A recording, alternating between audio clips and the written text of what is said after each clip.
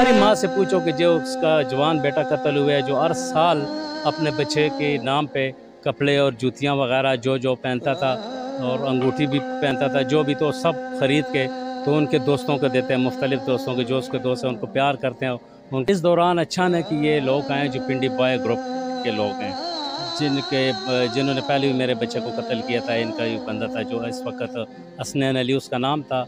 तो इन लोगों के तमाम रिकॉर्ड निकाला जाए कि इन पे कितने कितने पर्चे हुए हैं, इनके मोबाइल डेटा चेक किया जाए तो आपको पता चलेगा कितने क्रिमिनल लोगों के साथ इनका वास्ता है। और मेरे बेटे ने कहा जी कि मेरे वालिद साहब हैं, मैं तो इस चीज़ में नहीं बोलता हूँ, उनसे बात करें।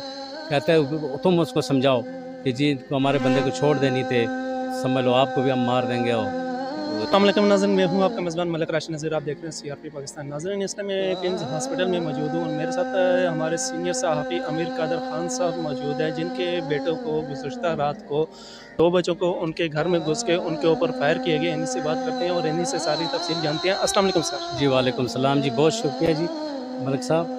क्या हाल है आपके सर? जी शुक्र अल्लाह का करम है जी। बस आप ये बताएं कि रात को जो वाक़या रोनमा हुआ है आपके घर पे, एक दहशतगर्दों ने ये हमला किया है, तो क्या कहना चाहेंगे, किस तरीके से ये सारा मामला हुआ? थोड़ा हमारे जो नाज़रीन हैं उनके भी गोश्त गुज़ार करें। जी सर, ये इस तरह हुआ है कि हम बिजली गई थी तो हम घर के बाहर जो दफ्तर है मेरा, वहाँ पे हमारी दुकान भी है, तो मैं बाहर बैठे हुआ था, हमने कुर्सियाँ लगाई थी तो हम बैठे थे सारे वहाँ पे। इस दौरान अचानक कि ये लोग आए जो पिंडी बॉय ग्रुप के लोग हैं, जिन्होंने पहले भी मेरे बच्चे को कत्ल किया था। इनका ही बंदा था जो इस वक्त हसनैन अली उसका नाम था और इलमारूफ खान टाइगर उसका नाम है। तो वो जो है ना इस टाइम मडियाला जेल में है। 3 साल पहले ये वाक़या हुआ है। तो ये इनमें जो नसीर ख़ान है जो अफ़गानिस्तान से तलक रखता है और पिंडी बॉय का सरबराह है, तो इसने आके वहाँ पर हम बैठे थे तो ये अचानक ही आ गए, आके बैठे। हमने देखा तो आज साथ मिलाए बिठाए हैं, बल्कि मैंने बच्चों का इनके लिए कोई जूस वगैरह कुछ बनाओ। तो इतनी देर में उन्होंने हमें कहा है जी कि मैं रात को जेल से आया हूँ और हमारा जो बंदा है जेल में तो बड़ी परेशानी के आलम में है। 3 साल उसके हो गए वहाँ पे, तो वो बड़ा तंग है। तो उसको आप मेहरबानी करें कि उसको माफ़ कर दें, उसको आप लिख के दे दें ताकि उसकी जान छूट जाए। क्योंकि लोग हमसे पूछते हैं कि आपके ग्रुप का बंदा 3 साल से अंदर है, आपने उसके लिए क्या किया है? तो इसलिए हमारे और भी जो दोस्त यार हैं हमारे साथ जो है ना, वो हमसे जो है ना मुतफ़िर हो रहे हैं कि यार वो बंदा अंदर है तो उसको नहीं छुड़ाया। तो उसने कहा जी कि उसको ये परेशानी है, 3 साल से अंदर है।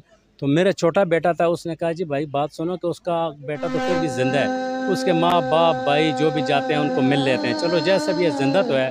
तो हमारी माँ से पूछो कि जो उसका जवान बेटा कत्ल हुआ है, जो हर साल अपने बच्चे के नाम पे कपड़े और जूतियाँ वगैरह जो पहनता था और अंगूठी भी पहनता था, जो भी तो सब ख़रीद के तो उनके दोस्तों को देते हैं, मुख्तलिफ़ दोस्तों के, जो उसके दोस्त हैं उनको प्यार करते हैं। उनके कहते हैं आप ये पहनेंगे तो बस, क्योंकि बेटों के साथ हमारे बैठते थे पढ़ते थे, तो कहते हैं जी कि मुझे खुशी होती है, मैं आपको देखता हूँ तो मुझे अपने बच्चा याद आता है कि यार ये भी मेरे बच्चों के साथ होता। तो आप मेहरबानी किया करें, हमसे मिला करें ताकि मेरी दुख में थोड़ा सा कमी हुआ करे।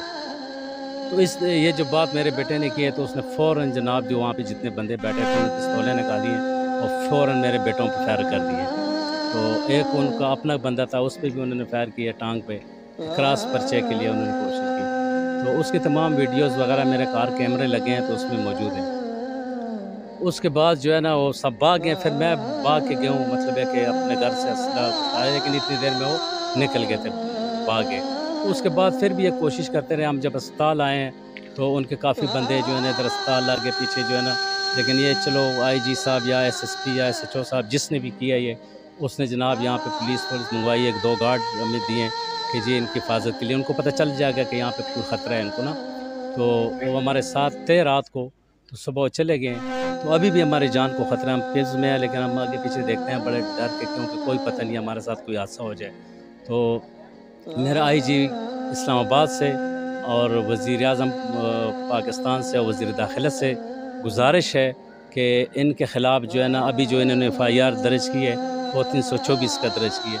तो मैं समझता हूँ कि जब मेडिकल की रिपोर्ट इन पे दहशतगर्दी का दफ़ा शामिल किया जाए तो इनका तमाम रिकॉर्ड चेक किया जाए। IG साहब को चाहिए कि इनके तमाम रिकॉर्ड निकलवाए जाए। इन पे कई कहने का मतलब ये है कि ये पहले भी ये पेशेवर जी जी पेशेवर इनके बाकायदा अभी भी ताना साहबाद में इनके ऊपर तकरीबन कोई 2 साल पुराना पर्चा इनको हुआ है अपना अगवा का, लेकिन आज तक इनको किसी ने पूछा नहीं है। क्योंकि ये लोग पुलिस से मिली भुगत के बगैर कोई काम नहीं हो सकता। तो ऐसे मतलब है कि कई काम ऐसे हैं कि इनके अंदर बड़े लेवल पे नहीं, लेकिन छोटे लेवल पे जो पुलिस वाले तो इनसे मिले होते हैं, तो ज़ाहिर है वो अभी आगे अपने अफसरों को मतलब है कि बता देते हैं कि ऐसे-ऐसे मसले हैं, तो इतने-इतने पैसे मिल रहे हैं ये।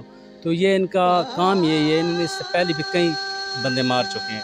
लेकिन पाकिस्तान में मैं कहता हूँ कि इंसाफ़ बहुत मुश्किल से मिलता है, क्योंकि जिसके पास पैसा हो तो उसको तो इंसाफ़ मिल जाता है। लेकिन गरीब आदमी, आपको पता है कि छोटे से केस में भी अगर चले जाए तो कई साल केस लड़ने पड़ते हैं। और बड़े लोग ये अभी पिछले चंद साल पहले जो है ना डोकाला खान में वाक़या हुआ था, तो चौधरी वहाँ पे उसका झगड़ा हुआ था, तो तकरीबन 4-5 बंदे इन्होंने मारे थे, वो भी यही ग्रुप थे। इसमें बल्कि इनके 7 क्लाशनकोव भी पकड़ा गया था, ये अंदर भी हो गए थे, लेकिन 5 महीने भी नहीं गुज़रे वापस आ गए। तो इस तरीके से जो है ना इन पे एक तो पुलिस वाले जब पर्चा दे भी देते हैं, अगर मजबूर हो जाए, पीछे से कोई प्रेशर हो, फिर ज़मीनियों में इनको इतना रिलीफ़ दे देते हैं कि उससे जो है ना अदालत तो बंद कमरों में बैठी है, वो खुद तो नहीं हो, तो देखते हैं कि पुलिस ने जो लिखा है तो इसका जवाब पुलिस वाला होगा, अल्लाह को उसने जवाब देना। यानी कि जो भी जी। अदालत फैसला करती है वो तो बेसिकली वो एफआईआर के ऊपर जो है एफआईआर ना के ऊपर उसी करती के है। ऊपर जी, करती जी, उसके ऊपर करती है। तो मैं समझता हूँ कि आईजी साहब से मेरी गुज़ारिश है, क्योंकि मुझे समझ है कि आईजी साहब अच्छे आदमी हैं, जब अब आए हैं, तो इन लोगों के तमाम रिकॉर्ड निकाला जाए कि इन पे कितने-कितने पर्चे हुए हैं। इनके मोबाइल डेटा चेक किया जाए तो आपको पता चलेगा कितने क्रिमिनल लोगों के साथ इनका वास्ता है। और इनमें जो कुछ लोग हैं ज़्यादातर के अफ़गानिस्तान से हैं। तो ये अगर वारदात ऐसा कोई हो जाए, मसलन तो भाग जाते हैं यहाँ से। फिर जब कोई अरसा हो, केस ख़त्म हो जाए, आ जाते हैं, या फिर जिसको हम मारते हैं उनको इतना प्रेशराइज़ कर देते हैं कि वो मजबूरन आके और राज़ीनामा मजबूर हो जाते हैं।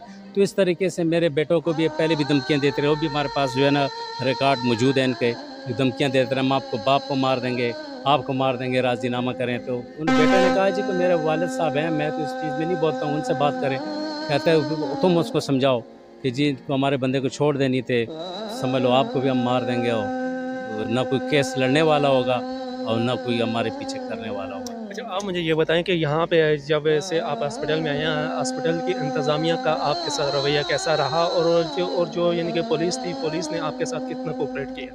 सर पुलिस वाले तो फ़िलहाल कोऑपरेट कर रहे हैं यानी हमारे कि अब साथ। तक वो जो बंदा था नसीर खान, वो अभी तक गिरफ्तार नहीं, नहीं अभी तक तो गिरफ़्तार नहीं हुआ, लेकिन ये है कि सिर्फ़ एफ़आईआर हो गई है।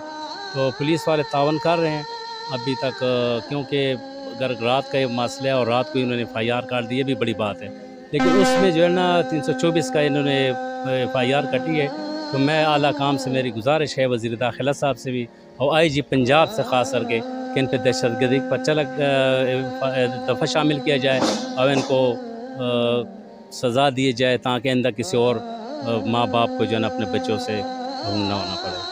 जी, बहुत-बहुत शुक्रिया। तो जी नाज़रीन, ये थे हमारे साथ अमीर कादर खान साहब, जो कि जिनके बेटों के ऊपर रात को इनके घर पे हमला हुआ। हालाँकि वो जो हमलावर थे वो ऑलरेडी पहले से एक जुर्म पेशा नासर हैं, उनके ऊपर जो है ना बाकायदा एफआईआर हो चुकी है, लेकिन अब तक गिरफ़्तार नहीं हुए।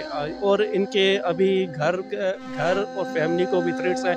हमारी यानी कि और इनकी भी यही रिक्वेस्ट है, इनकी पूरी फैमिली को सिक्योरिटी भी प्रोवाइड की जाए, ताकि ये अपने आराम से रोज़मर्रा के अपने काम कर सकें। और इसी के साथ ही अपने मेज़बान मलिक राशिद नज़ीर को इजाज़त दीजिएगा। फिर मिलेंगे किसी और वीडियो किसी और टॉपिक के साथ, तब तक अल्लाह ने